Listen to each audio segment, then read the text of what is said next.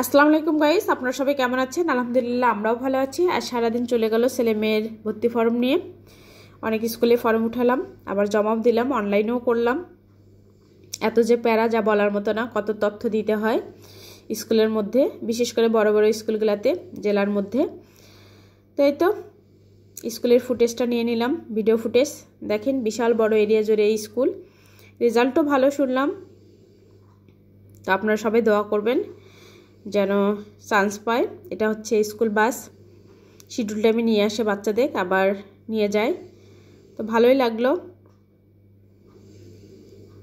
বিশাল area জুড়ে স্কুলটা, ব্যয়বহুল অনেক।